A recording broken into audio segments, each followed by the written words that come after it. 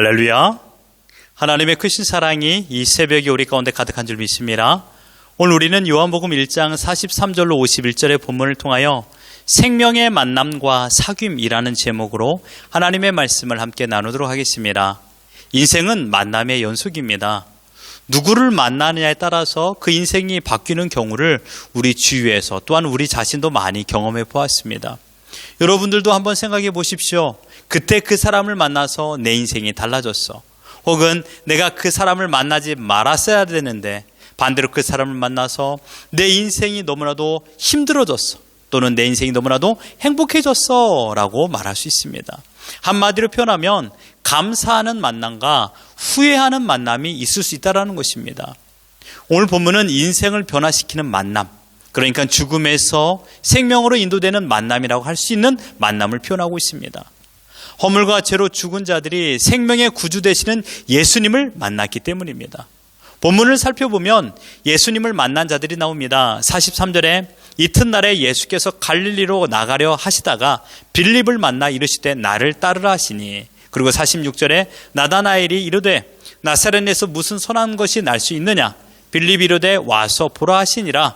그래서 47절에 보면 예수께서 나다나엘이 자기에게 오는 것을 보시고 그를 가리켜 이르시되 이는 참으로 이스라엘 사람이라 그 속에 간사한 것이 없도다. 오늘 본문에서 빌립과 나다나엘이 예수님을 만나는 장면을 보여주고 있습니다. 어제 본문과 함께 생각해 본다면 어제 본문에서는 안드레와 그의 형제 시몬 곧 베드로, 그리고 요한복음을 기록한 사도 요한과도 예수님께서 만나셨습니다. 예수님은 그래서 5명을 만나셨고 그들을 제자로 부르셨습니다. 인간은 언제나 만남의 역사를 추구하고 있습니다. 인간 구원의 역사도 끝내는 하나님과의 인간과의 만남의 역사입니다. 그렇다면 누가 이 만남의 주체가 될까요? 누가 더 이 만남을 사모할까요? 만나기를 원하고 찾아가는 쪽이 더 사랑한다라고 말할 수 있겠죠. 요한복음 1장 11절에 자기 땅에 오매 자기 백성이 영접하지 아니하였으나 하나님의 아들 예수 그리스도께서 이 땅에 오셨습니다. 장세전에 선택하신 하나님의 백성을 구원하기 위하여 예수님께서 이 땅에 오신 것입니다.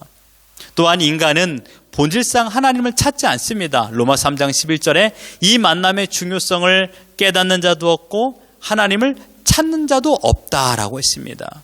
여러분, 그러므로 우리 이렇게 정의를 내릴 수 있습니다. 예수님께서 하나님의 백성들을 더 사랑하셔서 이 땅에 찾아오신 것입니다.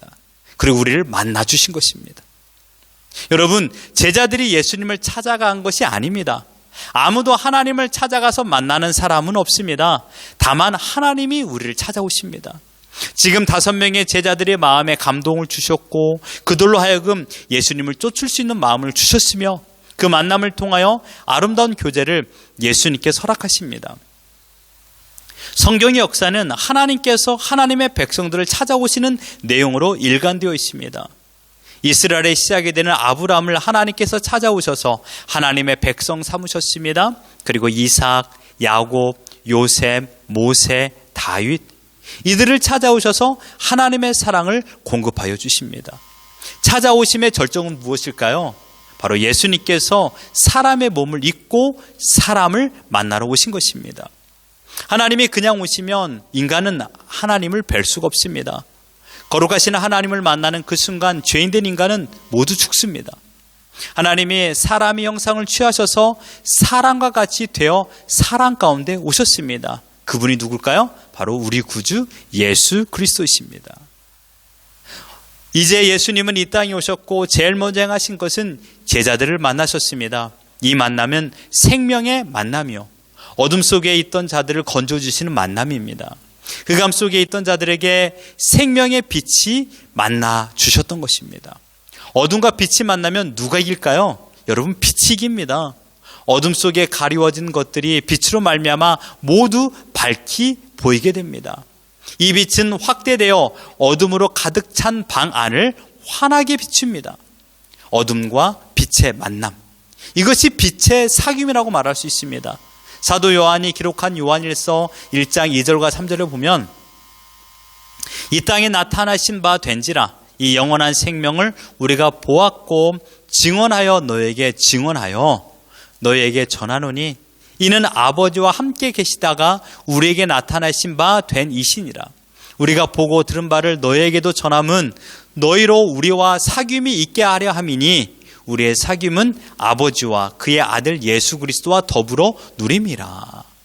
아버지 하나님과 함께 계신 그분 곧 예수 그리스도께서 이 땅에 오셨고 그분이 우리들에게 나타나시고 생명의 사귐을 나누었고 그 나눔을 또 다른 사람에게 확대하였다라는 것입니다.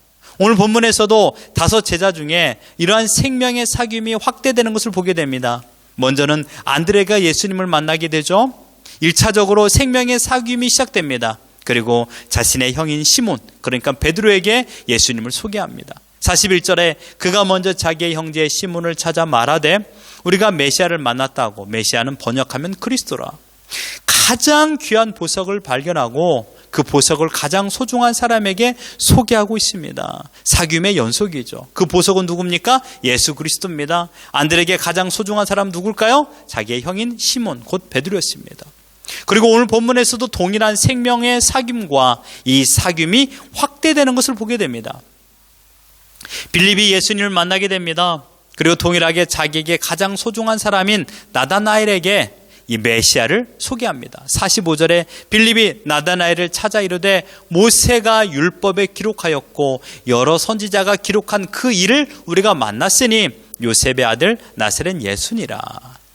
빌립은 메시아를 만났고 그 기쁨을 주체할 수 없어서 자신에게 소중한 친구인 나다나엘, 그러니까 이 나다나엘은 12제자 중인 한 명인 바돌로메에게 소개하게 되는 것입니다. 사랑하는 성도 여러분, 빛의 특징은 무엇입니까? 확장성입니다. 어둠 속의 한 줄기 빛은 그 한 줄기로 끝이 나지 않습니다. 다른 곳을 환하게 비추는 영향력을 행합니다. 예수님은 참빛으로 이 땅에 오셨습니다. 요한복음 1장 9절에 참빛 곧 세상에 와서 각 사람에게 비추는 빛이 있었나니. 또한 요한복음 8장 12절에 예수께서 또 말씀하여 이르시되 나는 세상의 빛이니 나를 따르는 자는 어둠에 다니지 아니하고 생명의 빛을 얻으리라. 어둠에 거하는 자들에게 생명의 빛을 예수님께서 제공하셨습니다. 그리고 생명의 빛을 전가받은 자들은 또 다른 어둠 속에 있는 자들에게 생명의 빛을 전하였습니다. 여기 있는 우리 모두들도 생명의 빛을 전가받은 누군가로부터 생명의 빛 대신 예수 그리스도를 소개받았습니다. 부모님일 수도 있고 형제일 수 있고 친척이나 친구일 수도 있습니다. 또는 회사 동료일 수도 있습니다. 그리고 알지 못하는 누군가로부터 복음을 전해 들을 수도 있습니다. 우리는 스스로 복음을 찾아온 사람이 아닙니다.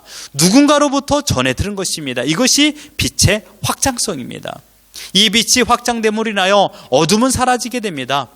여기서 말하는 어둠은 어떠한 죄악된 세상을 의미하는 것이 아니라 죽음의 어둠을 의미합니다.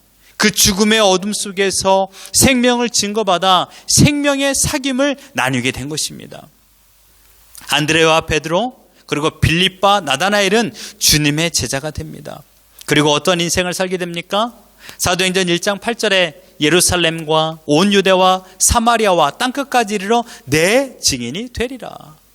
주님의 증인으로 먼저는 가까이 있는 자신들의 가족과 동료 그리고 이웃들에게 복음을 전하였으며 멀리는 또 다른 나라들을 찾아가 복음을 전하게 되었습니다.